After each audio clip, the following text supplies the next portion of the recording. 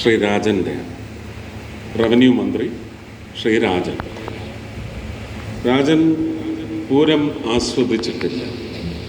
പൂരത്തിനൊരു ദർശകനായി വന്ന് ഒരു ഗാലറിയിലും പോയിരുന്നിട്ടില്ല.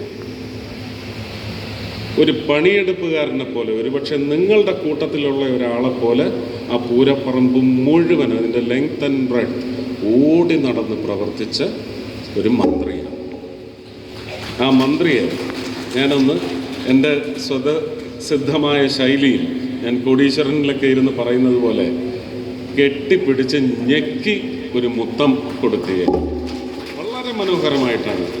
ഒരുപാട് സന്നിഗ്ധ ഘട്ടങ്ങളെല്ലാം ഓരോ സമയങ്ങളിൽ ഉയർന്നു വന്നതെല്ലാം അപ്പോൾ ഫോണിൽ കൂടെ സംസാരിച്ച് ഒരു വലിയ വിളംബരത്തിൽ വന്ന ഒരു പെശകുണ്ട്. അതുപോലും ഒരുപക്ഷെ ഒരു വർഗീയ വിഷയമായി വന്ന് ഈ പൂരത്തിൻ്റെ തിളക്കം കെടുത്തിക്കളയുമായിരുന്നു.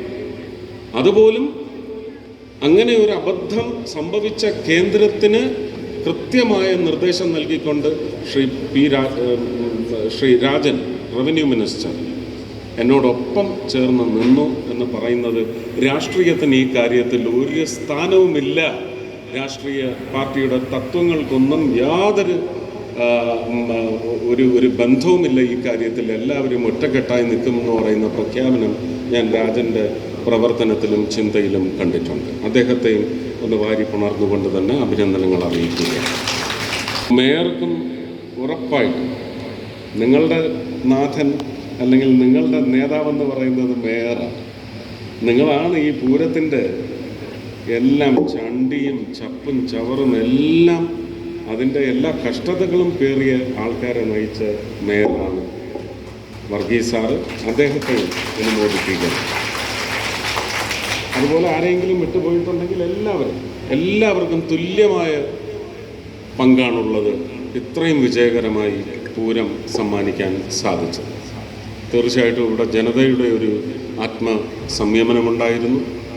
നല്ല അന്തരീക്ഷം ഒരുക്കി തരുന്നതിന് ഒരുപക്ഷെ പോലീസ് സേന ഉണ്ടെങ്കിലും പട്ടാളമുണ്ടെങ്കിലും ഓരോ പൗരൻ്റെയും ആത്മസംയമനമാണ് മനോഹരമായ പൂരത്തിൻ്റെ ഏറ്റവും വലിയ അത്യാവശ്യകത. അത് പൂരപ്പറമ്പിലേക്ക് വന്ന ഒരുപക്ഷെ ഇങ്ങ് പറമ്പിലെത്താൻ കഴിയാതെ ഇതിൻ്റെ ഒരു അതിർവരമ്പുകളിലെല്ലാം തങ്ങിപ്പോയ ഓരോ പൗരനും പ്രത്യേകം അഭിനന്ദനം അർഹിക്കുന്നുണ്ട്. അവരെയും ഞാൻ പ്രാർത്ഥനയിൽ നിന്നും ഓർക്കും. മനോഹരമായ പൂരമാണ് നമുക്ക് ലഭിച്ചത്.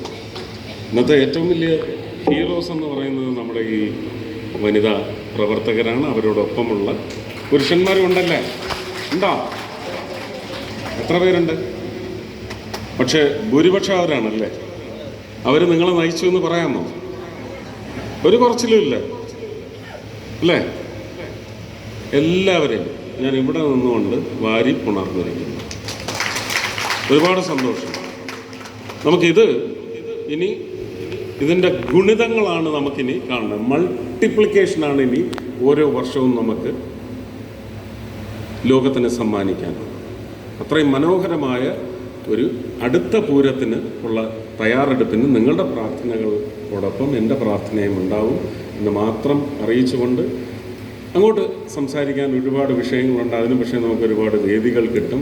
നിങ്ങളുമായിട്ട് പ്രത്യേകം ഒരു ഇൻറ്ററാക്ഷനും ഞാൻ ആവശ്യപ്പെട്ടിട്ടുണ്ട് ജസ്റ്റിനോട്. എന്നോടൊപ്പം നിന്ന് ഭാരതീയ ജനതാ പാർട്ടിയുടെ